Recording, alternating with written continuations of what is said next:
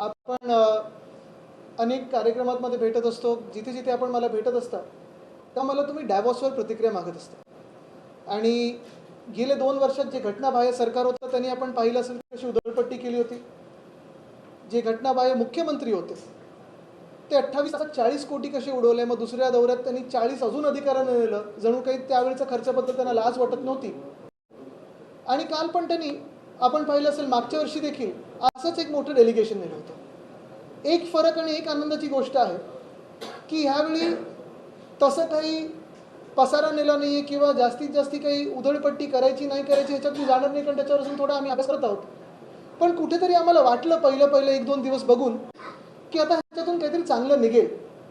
बघा, मी नेहमी सांगितलेलं आहे की आपल्या राज्यात असेल, आपल्या देशात असेल, देशात कुठच्याही राज्यात परस्पर जी गुंतवणूक येते किंवा कुठच्याही राज्याच्या कामामुळे गुंतवणूक येते, एक विश्वास ठेवून गुंतवणूक येते, त्याला आम्ही कोणी विरोध करत नाही, उलट आनंदच आहे। आणि आत्ता गेले 2-3 दिवस मुख्यमंत्र्यांचं ट्विटर हँडल पाहिल्यानंतर असं वाटायला लागलं की आता एवढी गुंतवणूक आलेली आहे की जुनी पेन्शन योजना असेल ही लगेच लागू होईल, लाडकी बहीणची 2100 काय तुम्ही अजून 1-2 शून्य लावून पण लगेच लागू करू शकता। त्याचसोबत एसटीची जी भाडेवाढ झालेली आहे ती आत्ता रद्द होणं गरजेचं आहे, ती पण ह्या एवढ्या सगळ्या गुंतवणुकीनंतर रद्द होईल, आम्हाला खात्री पटलेली आहे। एसटीची जे विलिनीकरण पाहिजे होतं ते होईल, कर्जमाफी आत्ता होईल, कारण एवढी ऐतिहासिक गुंतवणूक आणलेली आहे। हे काय लगेच आता ट्रान्सलेट होईल नाही होईल तर हे मुख्यमंत्र्यांनी सांगावं, कारण असंच 6 वर्षापूर्वी पण त्यांनी 16.5 लाख कोटी जाहीर केले होते महाराष्ट्रासाठी, आपल्याला आठवत असेल 2018 साली। त्याचंही पुढे काय झालं ह्याचं अजून उत्तर आलं नाही, तरी देखील आम्ही याच्यावर शंका उपस्थित करणार नाही।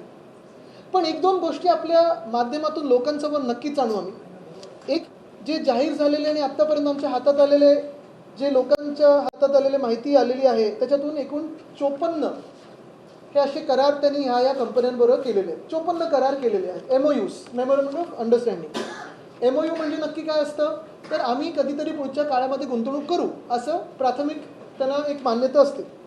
त्यातून विदेशी कंपन्या आहेत 11, चांगल्या आनंदाची गोष्ट आहे।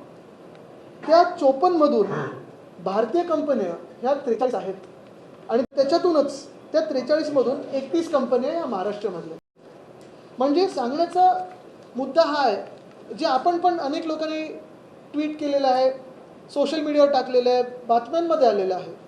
तसं काल परवाकडे पण मी ट्विट केलं होतं की एवढ्या जर महाराष्ट्रातल्या कंपन्या असतील, एवढ्या जर भारतीय कंपन्या असतील, तर मग गेले 2 वर्ष मॅग्नेटिक महाराष्ट्र किंवा आत्ता सरकार आल्या मॅग्नेटिक महाराष्ट्र घेऊन इथेच तो कार्यक्रम का नाही केला?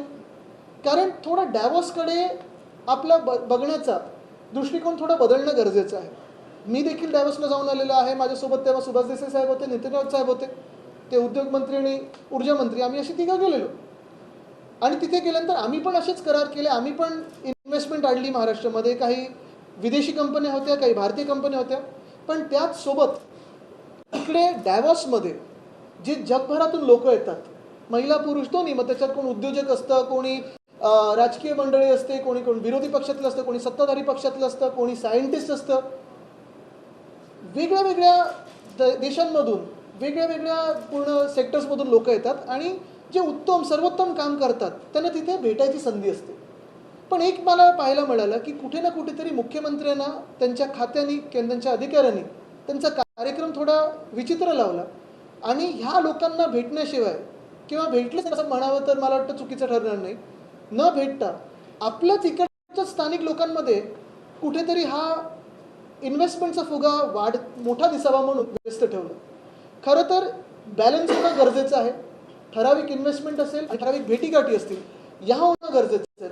तिथे मुख्यमंत्र्यांनी जाऊन त्या काँग्रेस सेंटरमध्ये असेल, तिथे मुख्यमंत्र्यांनी जाऊन वेगळ्या नेत्यांची असेल, वेगळ्या उद्योजकांसाठी असेल, वेगळ्या ऑन्ट्रप्रिनरशिप असेल बोलणं गरजेचं आहे।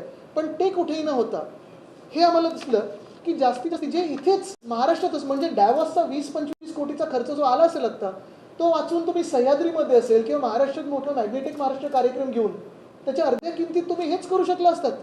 मग हे करण्यासाठी तिथे बर्फाचे कपडे घालून डॅव्हॉसच्या थंडीत जाण्याची काय गरज होती, हा एक प्रश्न उपस्थित आम्ही करत आहोत। आम्हाला माहिती उत्तर येणार नाही, टीका होईल भाजपकडून, टीकेची पर्वा नाही, पण जी सत्य परिस्थिती आहे ती लोकांपर्यंत पोहोचणं गरजेची आहे।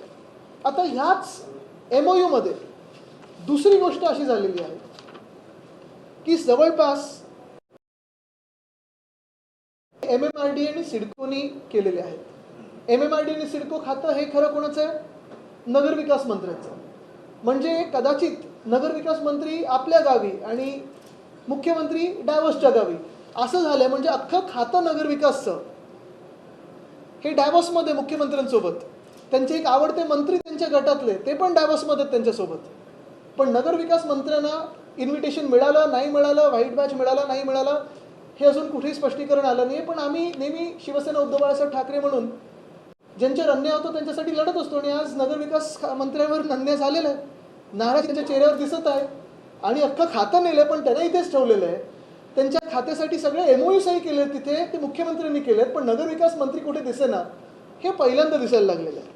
बरं, इथे नगरविकास खात्याने पण MMRDA आणि सिडकोने पण जे MOU केलेले आहेत, काही MOU तर अक्षरशः बिल्डर्ससोबत तिथे केलेले आहेत. आता बिल्डर्स म्हणजे चुकीच्या ह्यानी नाही किंवा वाईट ह्यानी नाही बोलत आहे, पण ज्यांनी जमिनी घेतलेल्या आहेत किंवा कुठच्या स्पेशल प्लॅनिंग अथॉरिटीमध्ये जमिनी घेतलेल्या आहेत जिथे बिल्डिंग येणारच आहे. आता बघा ना, इथे Sumitomo Realty and Development Company Limited ही जॅपनीज कंपनी आहे. त्यांनी साधारणपणे 2-3 एकरचे प्लॉट MMRDA इथे BKC मध्ये घेतलेत. 2,500 कोटी टाकलेले तिथे. 6,000 कोटीची गुंतवणूक झालेली आहे. त्यांच्याबरोबर पुरा एकदा करार केला. तो कशासाठी? तर आता ती गुंतवणूक झाली, त्याच्यावर तुम्ही आता बिल्डिंग बांधणार, त्याच्यातून ऑफिसेस बांधणार, त्याचा करार. म्हणजे त्याला काही अर्थ आहे का? ती गुंतवणूक झालेली आहे. ती गुंतवणूक आता ती आपल्या खात्यात पण आलेली आहे. त्यांनी जमीन घेऊन झालेली आहे. कन्स्ट्रक्शन सुरू होणार आहे. ते कन्स्ट्रक्शन कसं होणार ह्याच्यावर मला वाटतं करार त्यांनी केलेला आहे. त्याच्यात काय लिहिलं आहे तर suggest urban regional development, social, physical, digital infrastructure, climate change, resiliency, adaptation, sustainability, liveability. ह्या 2 ऑफिसच्या बिल्डिंगमध्ये एवढं सगळं येणार आहे. तसंच त्यांनी वरळीमध्ये देखील बॉम्बे डाईंग मिलचं 4,500 कोटी देऊन तिथे खर्च करून जागा घेतलेली, तिथे पण बिल्डिंग येणार आहे, त्याचा करार झालेला. दुसरं, हिरानंदानी ग्रुप. आपल्याला माहिती आहे की रिअल एस्टेटचा ग्रुप आहे, बिल्डरचा ग्रुप आहे. त्यांच्यासोबत त्यांनी काय करार केला आहे? Metro project, roads, bridges, urban infrastructure, real estate, transit oriented development, land value capture. Basically त्यांनी कुठे केलं आहे तर KSC new town special planning authority, special planning एरियामध्ये त्यांनी हा करार केला. म्हणजे त्यांना अधिकचा FSI दिला असेल, TDR दिलं असेल, काही सवलती दिल्या असतील. पण जिथे बिल्डर बिल्डिंग बांधणारच आहे, टाउनशिप बांधणारच आहे, त्याच्यापासून तुम्ही काय करार करू शकता? पण तोही देखील करार केलेला आहे, मोठा करार केला आहे $6 बिलियन. हां, ह्याच्यात काय करणार तर टाउनशिप येणार आहे, डेटा सेंटर करतच आहेत, तिथे बांधतच आहेत. आता परत कुठचा तुम्ही करार करताय? तिसरं केलं त्यांनी KREHजा ग्रुप. परत बिल्डरचा एक ग्रुप आहे, रिअल एस्टेटचा ग्रुप आहे. त्यांच्याबरोबर पण this areas will support development in residential, commercial, mix use project, logistic park, data centre, global capability centre alongside enhancing physical, digital, social infrastructure. म्हणजे तिथे बिल्डरांनी जागा घेतलेली आहे, काम चालू झालेलं आहे, किंवा आता काम सुरू होईल, काही परवानग्यांसाठी थांबलं असेल, त्यांच्यासोबत असे करार केलेत की आता तुम्ही एवढी इन्व्हेस्टमेंट करत आहात, तुमची गुंतवणूक त्या जमिनीत एवढी आहे, तर आपण आता करार करून टाकू. मला असं कदाचित कळलेलं आहे थोडं काही लोकांकडून सरकारमधल्या की पुढच्या वेळी जे SRA वाले आहेत त्यांना पण घेऊन जाणार आहेत करार करण्यासाठी. पुढच्या वेळी जे कॉन्ट्रॅक्टर असतील रस्त्यांचे त्यांच्यासोबत पण करारनामे होणार की आता अमुक कॉन्ट्रॅक्ट तुम्हाला मिळालेला आहे, आता पुढचं काम तुम्ही सुरू करा, ही काय ट्रॅफिकची परवानगी. पण हे असे काही हास्यास्पद करार केलेत. अजून एक तुम्हाला करार दाखवतो. म्हणजे आता हे ब्लॅकस्टोन वगैरे तर आलेच आहेत. हां, आता एक करार असा केला त्यांनी MMRDAने की providing automated storage and retrieval system for car parking spaces in MMR. म्हणजे काय तर ऑटोमॅटिक जे ते कार पार्किंगचं असतं ना, कदाचित अंडरग्राऊंड असेल तर ते ओव्हरग्राऊंड असेल. पण हा करार केला त्यांनी ह्या कंपनीबरोबर, सोटेफिन भारत प्रायव्हेट लिमिटेड. मूळ गोष्ट अशी आहे, मुळात असं आहे की तुम्हाला हे करार करायच्या ऐवजी टेंडर काढणं गरजेचं होतं. जो कोणी टेंडर जिंकेल त्याच्याबरोबर करार करा ना तुम्ही तिथे जाऊन. टेंडर काढायच्या आधीच, जागा लोकेट व्हायच्या आधीच तुम्ही करार करून टाकलेला आहे. म्हणजे असं ठरवलंय का की हे टेंडर बिना त्यांना काम करत. पण ह्यांच्यावर किती ह्याचं केलं आहे? USD 1 billion. आता मोजा किती होतात. म्हणजे हे असे करार काही केलेले आहेत ज्याच्यात ब्लूफील्ड आहे, ब्लॅकस्टोन आहे, टेमासेक आहे, सुमिटोमो आहे, हिरानंदानी आहे, KREHजा, एव्हरस्टोन, सोटेफिन भारत, वेल्सबन, बुकमॅशो बरोबर 1,500 कोटीचा केलेला आहे, पंचशील रियालिटी. हे सगळे बिल्डर्स बरोबर किंवा कॉन्ट्रॅक्टर्स बरोबर हे करार झालेले आहेत. चांगले आनंदाची गोष्ट आहे, गुंतवणूक आलीच पाहिजे आणि अभिनंदन करतो गुंतवणूक येते त्याचं. पण खरी गोष्ट ही आहे की तुम्ही करार केला असता किंवा नसता केला, डॅव्हॉसमध्ये भेटी जरी केल्या असत्या तरी गुंतवणूक आलीच असती. तर ह्याच्यात लोकांना फसवण्यासारखं काय? आणि सगळ्यात धक्कादायक गोष्ट ह्याच्यात तिसरी जी आम्हाला जाणवली, जसं मी सांगितलं ना की हे करार काही काही अर्थात खरोखर चांगले आहेत, काही काही कदाचित आपण असं म्हणू शकतो की अरे हे तर होणारच होतं, आता करार करण्याची काय गरज होती, ह्याच्याशिवाय तुम्ही ह्याच्यापेक्षा दुसरीकडे जाऊन भेटीगाठी करू शकलं असतात. दुसरं म्हणजे नगरविकास खातं तिथे पूर्ण असताना नगरविकास मंत्र्यांना नेलं नाही, ते रुसून गेले गावी, हे पण आपल्याला कळलं. पण तिसरी गोष्ट आणि सगळ्यात धक्कादायक गोष्ट आणि सगळ्यात मोठी गोष्ट म्हणजे जे उद्योगमंत्री आहेत ते स्वतः, तुम्ही आता मुख्यमंत्र्यांचं पूर्ण ट्विटर टाईमलाईन बघा, त्याच्यात पहिला दिवस सोडला तर दिसतात का तुम्हाला? पहिल्या दिवशी पण उद्योगमंत्री, मुख्यमंत्री तिथे असताना, खरं आहे प्रोटोकॉलचा त्यांनी ब्रीच केलेला आहे. प्रोटोकॉलमध्ये असतं की मंत्र्यांनी मुख्यमंत्र्यांच्या आधी पोचायला पाहिजे. मुख्यमंत्री तिथे हजर असताना उद्योगमंत्री गैरहजर राहिले. उद्योगमंत्री पवेलियनच्या इनॉग्रेशनसाठी पोचले, ज्याच्यावर 20 कोटी खर्च झाला असेल. सगळ्या इकडच्याच कंपन्या नेऊन तिथे त्यांनी, म्हणजे असं झालंय ना, मध्ये ट्विट बघितलं मी की तिकडे जाऊन हे करार करणं म्हणजे परदेशी जाऊन एका रेस्टॉरंटमध्ये जायचं आणि घरून डबा न्यायचा आणि तिकडे आपलं घरचं जेवायचं, असं ते झालं. पण उद्योगमंत्री पहिल्या दिवशी ते इनॉग्रेशन झाल्यानंतर उशिरा पोचले. त्यांनी का नाही त्यांची विमानाची वेळ जुळवली किंवा प्रवासाची वेळ जुळवली, मुख्यमंत्र्यांसोबत का नाही गेले? दुसऱ्या दिवसानंतर मला असं कळण्यात आलं की ते पुन्हा एकदा भारताकडे परत आले. म्हणजे एकच दिवस उद्योगमंत्री उशिरा पोचले, तो दिवस काढला, नंतर कुठेतरी मला वाटतं गायब झाले, शॉपिंग विपिंगला गेले असतील. पण ते झाल्यानंतर दुसऱ्या दिवशी त्यांना आपल्या देशात परत बोलवलं गेलं किंवा परत आले. आता हे कशासाठी होतं? हे ह्यासाठी होतं का की मिंदे नाराज झाले आणि त्यांना बोलवलं? मिंदेंची समज काढण्यासाठी त्यांना परत पाठवलं, बघा तुम्ही नाही तर हे पण नाही? कारण तसं पाहायला गेलं तर 7 अधिकारी होते तिथे. 7 अधिकाऱ्यांची गरज नाही. मुख्यमंत्री असताना 2-3 महत्त्वाचे अधिकारी, चला मी समजू शकतो 7 द्या, पण नगरविकास मंत्री नाही, ठीक आहे. पण उद्योगमंत्री तर असायला पाहिजे. डॅव्हॉसच्या समिटमध्ये जर तुम्ही उद्योगमंत्र्यांना 4 दिवस काढू नाही शकत उद्योगमंत्री आणि तिथे बसू नाही शकत एका ठिकाणी, तर मग काम पुढची कशी होणार? कशात व्यस्त होते, का उशिरा पोचले, कोणासोबत गेले होते, का उशिरा आले, का लवकर मुंबईला आले, ह्याची उत्तरं मिळाली पाहिजेत. काय मिंदे नाराज होते म्हणून त्यांना परत पाठवलं गेलं, की त्यांचं कामच संपलं तिथे म्हणून त्यांना परत पाठवलं गेलं, की काही अजून गडबड झाली म्हणून त्यांना परत पाठवलं गेलं? का उद्योगमंत्री 4च्या 4 दिवस एका ठिकाणी बसून, जसं मुख्यमंत्री बसतात आणि करतात, मुख्यमंत्री सगळं सोडून जर तिथे जात असतील आणि कामही करत असतील, तर उद्योगमंत्र्यांचा अजून काय कार्यक्रम होता जेणेकरून त्यांना तिथे बसता आलं नाही? याचं उत्तर मिळालं पाहिजे. ह्याच्यात तुम्हाला पण काही प्रश्न असतील तर विचारू शकता. आदित्य जी, आपको बेहद दुख हो रहा है कि नगर विकास मंत्री जा नहीं पाए, आप पीड़ा व्यक्त कर रहे उनके बिहाफ पर, क्यों आपको? जी, मैं तो थोड़ी पीड़ा व्यक्त कर रहा हूँ, वो तो गांव जाके बैठे हुए थे. वो दुख व्यक्त करने में तो काफ़ी माहिर है. लेकिन एक ही बात है कि ये सारे जो 4 लाख करोड़ के MOUs जो साइन हुए हैं, MMRDA और सिडको ने जो किए हैं, इनमें काफ़ी सारे बिल्डर्स हैं, काफ़ी सारे कॉन्ट्रैक्टर हैं, बड़ी कंपनियां भी हैं, इन्वेस्टमेंट कंपनियां भी हैं. लेकिन सारे के सारे जो MOUs साइन हुए हैं वो ऐसे MOUs हैं, अगर MOUs होते भी या ना होते भी, कमर्शियल काम तो शुरू ही हो गए, तो उसमें MOU का नाटक करने की क्या ज़रूरत थी? वैसे भी वो इन्वेस्टमेंट आ ही गई है. लेकिन ये सारे जो नगर विकास के जो डिपार्टमेंट के काम है वो वह मंत्री न होते हुए भी साइन किए गए, पूरा डिपार्टमेंट लिया गया. लेकिन यूडी मिनिस्टर तो अपने गांव भाग गए थे, खुशदा थे. MOU के नाम पे आईवॉश किया गया. मैंने यही कहा है कि 54 MOUs वहाँ साइन हुए और 54 MOUs 54 MOU जब होते हैं तब उसमें से लगभग 70% MOUs ये भारतीय कंपनियों से है. उसमें से भी अधिकतर कंपनियां ये महाराष्ट्र में लोकेटेड है. हेडक्वार्टर्स उनके मुंबई में है, पुणे में है, ठाणे में. यही बात मैं कहना चाहता हूँ कि इन्वेस्टमेंट आने से कोई दुख नहीं है, मुझे तो खुशी है, आनंद है. लेकिन यही जो उन्होंने पूरी MOUs की जो संख्या लगाई थी वो यहाँ भी कर सकते थे. वहाँ 20 करोड़ 25 करोड़ जो खर्चा किया है, बिना खर्चा करे हुए महाराष्ट्र में मैग्नेटिक महाराष्ट्र क्यों नहीं किया उन्होंने? और काफ़ी सारे MOUs ऐसे भी है जो MOUs करते या ना करते हुए भी काम तो शुरू हो गए. तो ये तो आईवॉश है. और जो सही में अच्छे MOUs है उसका तो हम स्वागत ही करते हैं. उद्योगमंत्री असं म्हणतायत की तुमचं जेव्हा सरकार होतं त्यापेक्षा जास्त गुंतवणूक आम्ही मागच्या 2 आम्ही फसवणूक नाही करत, आम्ही गुंतवणूक आणतो. आणि मुख्य गोष्ट म्हणजे हे म्हणण्यासाठी ते स्वतः तिथे होते का? कमीत कमी मुख्यमंत्री महोदय तिथे 4 दिवस बसले वेळ काढून. पत्रकार परिषदात तेच घेत होते, उद्योगमंत्री घेत होते. तेच काम दिलं असेल त्यांना, पण परत का पाठवलं त्यांना? मुख्यमंत्र्यांनी परत पाठवलं की नगरविकास मंत्र्यांनी परत बोलवलं नाराज होऊन? हे विचारा त्यांना.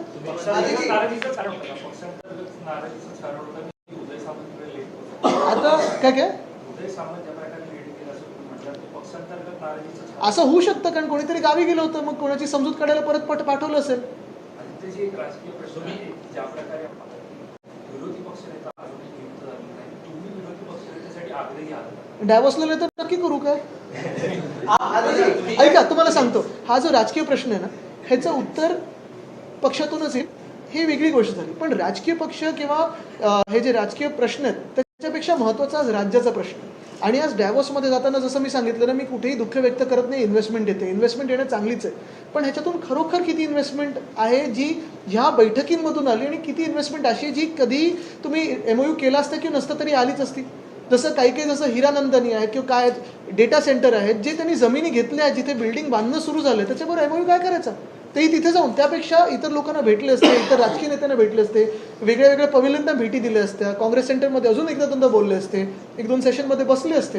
तुम्हाला सांगतो, डॅव्हॉस सारखी जागतिक नेटवर्किंगसाठी दुसरी कुठची जागा नाही, ह्याच्यापेक्षा उत्तम जागा तुम्हाला सापडणार नाही. आणि कधीतरी मला पण हे वाटतं, आणि हे मी राजकीय टीका करत नाही आहे, कदाचित पुढच्या दौऱ्यामध्ये जर मला त्यांनी तेवढं महत्त्वाचं समजलं तर ते माझा सल्ला घेऊ शकतील. सल्ला देण्यासारखं मोठा नाही, पण थोडा दृष्टिकोन बदलला पाहिजे. आणि MOUs बरोबर फॅसिनेशन आहे ना, ते थोडं सोडून MOU आपण मॅग्नेटिक महाराष्ट्र, म्हणजे बघा, ट्रम्प काही तिथे गेले नाहीत 50 बिलियन 500 बिलियनसाठी वगैरे, त्यांनी तिथे USA मध्ये केलं. तसंच महाराष्ट्रामध्ये गेले 2 वर्ष मॅग्नेटिक महाराष्ट्र कार्यक्रम झाला नाही आहे. तर व्हायब्रंट गुजरात होतो, तामिळनाडू करतं, आसाम करतं, ओडिसा करतं, उत्तर प्रदेश करतं, मध्य प्रदेश करतं. त्यांचे सगळ्यांचे मुख्यमंत्री आपल्याकडे रोड शो करतात. गेले 2 वर्षात आपले मुख्यमंत्री गेले नाहीत कुठे रोड शो करायला. का नाही गेले? मॅग्नेटिक महाराष्ट्र का नाही झाला कार्यक्रम? माझं म्हणणं एवढंच आहे की हे सगळे MOUs तुम्ही इथे पण करू शकले असतात. तिथे जाऊन थोडं जगाशी आपण ओपन बोलायला पाहिजे, भेटायला पाहिजे, चर्चा करायला पाहिजे, संवाद करायला पाहिजे. जाण्याची शक्यता आहे का? आता तुम्ही बोललात की कुठेही तुम्ही सरकारमध्ये अगदी बदल करताय. मध्ये पॉज पण घेतलात म्हणून विचारतो. नाही, मी त्यांना सांगत होतो की दृष्टिकोन कसा बदलला पाहिजे, म्हणजे डॅव्हॉसकडे बघण्याचा, त्यांच्या मित्र पक्षांकडे नाही. नगरविकास खात्याच्या मंत्र्यांना तिकडे घेऊन गेले नाही, पण अधिकाऱ्यांना घेऊन गेले होते. अन्याय होतो त्यांच्यावर, त्याच्यासाठी शिवसेना बाळासाहेब ठाकरे पक्ष लढतो. तुमचं असं म्हणणं आहे का की त्यांच्या दुःखात आम्ही सहभागी व्हावं?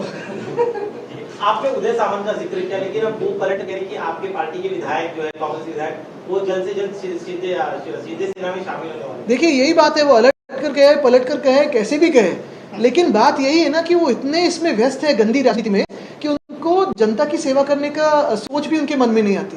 अगर मुख्यमंत्री महोदय खुद समय निकालकर डैवोस में बैठ सकते हैं, इतने MOUs के लिए बैठ सकते हैं, तो फिर उद्योग मंत्री नहीं बैठ सकते? वो तो उनके ही मंत्रिमंडल के एक हिस्सा है ना. तो आप राजनीति करिए, तोड़िए फोड़िए, सब कीजिए, लेकिन वहाँ बैठने के बाद जो काम कि जिस काम की शपथ आपने ली है वो तो पूरे काम कीजिए. इंटरनॅशनल पिकनिक स्पॉट झाला असं म्हणायचं आहे का थोडक्यात? नाही, असं होऊ नये ही अशी माझी इच्छा आहे, आणि म्हणून आज मी ही पत्रकार परिषद घेत आहे. आणि मी हे पण सांगतो की पुढच्या वेळीपासून थोडा आपल्या राज्याने किंवा आपल्या राज्याच्या अधिकाऱ्यांनी प्रयत्न केला पाहिजे की जे जगातले वेगवेगळे नेते असतील, उद्योगपती असतील, सोशल एंटरप्रेनर्स असतील, ह्यांची पण भेट घ्यावी. जे आम्ही प्रयत्न केला होता, आम्ही पुरेपूर प्रयत्न केला होता, तसं सेशनमध्ये काही बसलो. गरज नाही की प्रत्येक वेळी आपण बोलायला पाहिजे, दुसरे कोण बोलत असतात आपण ऐकून घेतलं पाहिजे. चांगलं काही शिकायला मिळतं. नुसतं MOUs म्हणजे काही डॅव्होस नाही आहे, हे वेगळं फॅसिनेशन कधी नव्हतं. मग कोण स्वागताला येतं आहे, कोण काय, हे सगळं नाही आहे. हे फॅशन परेड लोक आपल्याला तिथे कामं झालेली पाहिजेत. मी परत एकदा सांगेन, गुंतवणूक आल्याचं दुःख नाही आहे, पण ही गुंतवणूक खरी किती गुंतवणूक आहे आणि किती फसवणूक आहे हे पण एक लोकांसमोर आम्ही आणण्याचा प्रयत्न केला. एक मिनट विवेकजी, मग अरे जी, आपने कहा कि 70% रिव्यूज पहले से साइड हो चुके हैं, मैक्सिमम कंपनीज हैं वो मुंबई महाराष्ट्र के हैं. तो क्या ये इंडस्ट्री मिनिस्टर्स और CM के बीच में कोऑर्डिनेशन नहीं थे कि ऑलरेडी सब कुछ हो चुका है, तो वाई? मैं यही कहना चाहता हूँ कि ये फैसिनेशन जो है सिर्फ MOUs करने का, वो उससे थोड़े दूर हटके डैवोस अगर अगले समय जाए तो डैवोस जैसी जगह नहीं है जहाँ आप ग्लोबल नेटवर्किंग कर सकते हो, अपने राज्य की बात दुनिया के स्तर पे ला सकते हो. MOUs बिल्कुल करने चाहिए, हमने भी किए थे. मिक्स MOUs थे, कहीं अपने यहाँ के थे, कहीं बाहर के थे, विदेशी कंपनियाँ थी, उन्होंने भी वो करना चाहिए. लेकिन 4 दिन सिर्फ MOU में बिताना, ये मैं जायज़ नहीं समझता, क्योंकि समय बर्बाद हो जाता है जिसमें आप दूसरे लोगों से, दुनिया के अलग अलग देशों के लोगों से मिल सकते हो. तो ये बात तो मैं स्पष्ट रूप से कहना चाहता हूँ कि फैसिनेशन से थोड़ा दूर हट के करें. दूसरी बात ये मैं जो मैंने कही वो यही थी कि लगभग 70% ऐसी कंपनियां हैं जो मुंबई में बसी हुई है. तो आप सह्याद्री में लेते, या मंत्रालय में बुला लेते, या कहीं भी मैग्नेटिक महाराष्ट्र कर लेते. छत्रपति संभाजीनगर में कीजिए, लातूर में कीजिए, कोल्हापुर में कीजिए, नासिक में कीजिए, लेकिन दुनिया को यहाँ लाइए. मैं तो ये भी मांग की है, जो मैं कोशिश कर रहा था और मैंने बातचीत शुरू की थी, कि जैसे डैवोस में ये विंटर में होता है, वैसे एक समर डैवोस क्यों ना हमारे महाराष्ट्र में हो. मुंबई में हो, पूना में हो, बहुत सारी जगह है। यहाँ मुंबई में तो LMACC है, कन्वेंशन सेंटर है, काफ़ी सारी है, सह्याद्री है। पूरे महाराष्ट्र में हो सकता है। समर डाइवर्स की कोशिश करें। शराब बनाने वाली कंपनी में साथ MOUs किए गए हैं, प्राथमिकता आपको लग रहा है चेंज होगी? मुझे लगा गोमूत्र बनाने वाले करेंगे लेकिन यही बात है ना, अगर कोई दूसरी पार्टी करती तो ये रास्ते पे आंदोलन करते। अब इनकी पार्टी करे तो सब चुप है। सर, एक महत्त्वाचा मुद्दा आहे. तर मुख्यमंत्री गुंतवणूक आणतात तर दुसरीकडे भाजपचे नेते बांगलादेशींना शोधतायत. बांगलादेशींना रोखण्यासाठी सरकारकडून उपाययोजना करताना दिसत नाहीये. बघा, मी हेच सांगितलं त्या दिवशी पण की CPनी म्हणजे कमिशनर ऑफ पोलीसने हे उत्तर देणं गरजेचं आहे की आपल्या शहरामध्ये किती बांगलादेशी आहेत, किती लोकांना तुम्ही पकडले, गेल्या 10 वर्षात किती लोकांना तुम्ही परत पाठवलंय, UPच्या सरकारने किती पाठवलं आणि 10 वर्षात NDAच्या सरकारने किती पाठवलं. बरं, ही पूर्ण जबाबदारी बॉर्डरची जी असते ती केंद्र सरकारची असते. म्हणजे जे कोणी भाजपमधून असतील किंवा जे मोर्चे काढतात त्यांचं म्हणणं एकच आहे की हे भाजपाच्या केंद्र सरकारचं अपयश आहे बांगलादेशांना रोखण्यामध्ये. आता तुम्ही त्यांची दुटप्पी भूमिका बघा. एका बाजूला सांगतायत तिथे बांगलादेशमध्ये हिंदूंवर अत्याचार होतात आणि तिथे हिंदू आक्रोश करतात, बरोबर आहे. मग त्याच बांगलादेशवर तुम्ही क्रिकेट खेळता का? कारण तुमच्या गृहमंत्र्यांचा मुलगा तिथे अध्यक्ष आहे किंवा BCCI मध्ये. त्याच बांगलादेशला तुम्ही कितीतरी 1000 टननी भात पोचवलाय, तांदूळ दिला तिथे तुम्ही. त्याच बांगलादेशला जिथे हिंदूंवर अत्याचार होतो आता डिसेंबर जानेवारीमध्ये तांदूळ दिलाय. कशासाठी दिलाय? बरं, त्याच बांगलादेशी लोकांना तुम्ही पकडण्यात अपयशी ठरलात, पण इथे तुम्हाला दंगली घडवायचे निवडणुका जिंकण्यासाठी. म्हणजे तुम्ही हिंदूंचा वापर फक्त आणि फक्त निवडणुकीसाठी करता आणि स्वार्थासाठी करता भाजप म्हणून, हे लोकांना कळलेलं. आदित्य जी, ग्रामीण महाराष्ट्र की लाइफलाइन कहे जाने वाले लाल परी की किराए में बढ़ोतरी की गई है, क्या महाविकास आघाड़ी से खिलाफ आंदोलन करेंगे? मुझे लगता है कि आज जो जितनी इन्वेस्टमेंट आई है उसकी वजह से वो भी रेट नीचे जाने चाहिए. लेकिन ये तो बात है ना, ST की जो हमने कहा था, जो आंदोलन हो रहा था, कितने सारे आंदोलन हो रहे थे. अभी हम इंतजार करेंगे कि कैसे उसको आगे लेके जाना है. लेकिन आज जो मैं बात करना चाहता हूँ वो डायवर्स की है.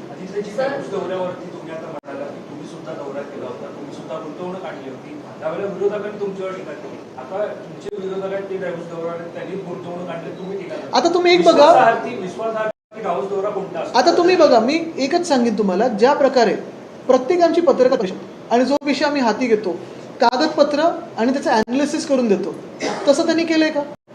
इलेक्ट्रिक बसेस ज्या आम्ही आणल्या, काय काय आरोप लावलेले त्यावेळी, उद्घाटन कोणी केलं? गडकरी साहेबांनी केलं सरकार पडल्यानंतर, त्याच बसेसवर. म्हणजे अनेक गोष्टी अशा आहेत ना, जी आम्ही कामं सुरू केली ते उद्घाटन करतात. मला त्याच्यात जायचं नाहीये, पण परत एकदा तुम्हाला सांगतो, आजचं जे मी आणले लोकांसमोर ते हेच आहे. गुंतवणूक येण्याचा आनंद आहे, पण ही काही गुंतवणूक काही खरी आहे, काही फसवणूक आहे. काही अशा गोष्टी आहेत ज्या बिल्डर्स बरोबर केलेल्या आहेत, ज्या जमिनी त्यांनी घेतल्यात, ज्या पायलिंग प्लिंथ वगैरे चालू झालं असेल त्यांचं, मग त्यांच्याबरोबर परत काय करार करायचे? नुसतं एक आकडा मोठा दाखवायचा, ह्याच्यासाठी तुम्ही काही कराल. त्यापेक्षा मी एवढंच सांगतोय, टीका करत नाहीये, सल्ला पण देत नाहीये, पण सांगतोय एक भूमिका म्हणून, एक महाराष्ट्रातला नागरिक म्हणून, की पुढच्या वेळी जेव्हा तुम्ही जाल तेव्हा एकतर उद्योग मंत्री जे कोणी असतील, आता त्यावेळेच्या मला माहीत नाही, त्यांना जे कोणी असतील सोबत, त्यांना 4च्या 4 दिवस तिथे बसवा, सोबत घेऊन फिरा आणि त्यांना सांगा की इथे काम करायला आलो, फॅशन परेड करायला आलो नाही. एका दिवसात पळून काय जाता तुम्ही? आपली सत्ता असताना संजय राठोड यांचा राजीनामा आपण घेतला होता, त्यांच्यावर आरोप झाले होते.